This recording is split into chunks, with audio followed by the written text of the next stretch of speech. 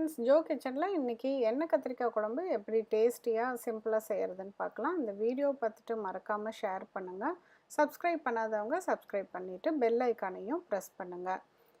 இந்த குழம்பு செய்கிறதுக்கு ஒரு 8 to 10 கத்திரிக்காய் இந்த சைஸில் எடுத்துக்கோங்க, சின்ன சின்னதாக.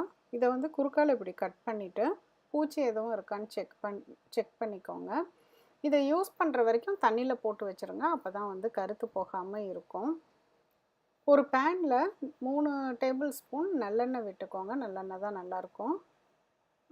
எண்ணெய் சூடானதும் நம்ம அரிஞ்சு வச்சுருக்க இந்த கத்திரிக்காய் எல்லாத்தையும் போட்டு பெரட்டி ஒரு 7 to 8 நிமிஷம் இதை வேக வைக்கலாம். ஒரு மூடியை போட்டு மூடி வச்சுருங்க. இது வேகிறதுக்குள்ளே இந்த மசாலாவுக்கு நம்ம ரெடி பண்ணிக்கலாம். ஒரு பேனில் 2 டீஸ்பூன் ஆயில் விட்டு ஒரு வெங்காயத்தை பொடியாக நறுக்கி நல்லா வதக்கி விட்டுக்கோங்க.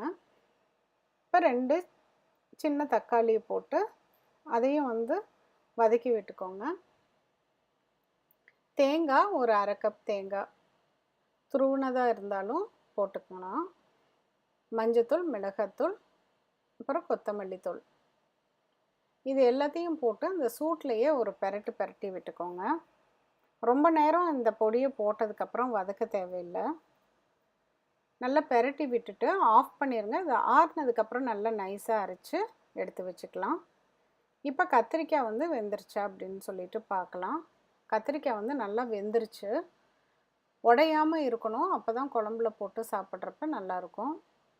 பார்த்தீங்கன்னா கத்திரிக்காய் இந்தளவுக்கு சாஃப்டாக வெந்துருச்சு. இப்போல்லாம் எடுத்து வச்சுட்டு அந்த பேன்லேயே கடுகு, இப்போ நம்ம வெந்தயத்துக்கு பதிலாக வெந்தயக்கீரை, காஞ்ச வெந்தயக்கீரை, மேத்தி லீவ்ஸும் போட்டுக்கலாம்.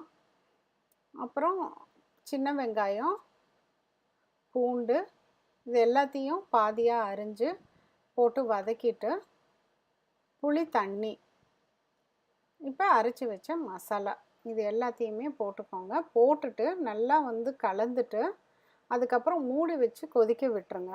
ஒரு 2 நிமிஷம் வந்து கொதிச்சா போதும். இந்த மாதிரி கொதி வந்ததுக்கு அப்புறமேலு நம்ம வதக்கி வச்சுருக்க இந்த கத்திரிக்காயையும் இதிலையே போட்டுட்டு கொஞ்சம் கருவேப்பிலையும் போட்டு கலந்து விட்டு மூடி வச்சிடலாம். இப்போ லோ ஃப்ளேமில் வந்து இதை ஒரு 2 மினிட்ஸ் அப்படியே விட்டுட்டிங்கன்னா நல்லா எண்ணெய் பிரிஞ்சு வரும். இப்போ குழம்பு வந்து ரெடி ஆயிடுச்சு. இந்த சூப்பரான கத்திரிக்காய் குழம்ப செஞ்சு பார்த்துட்டு உங்கள் கமெண்ட்ஸை சொல்லுங்கள். மீண்டும் ஒரு புதிய ரெசிபியோடு உங்களை சீக்கிரம் மீட் பண்ணுறேன். தேங்க்யூ.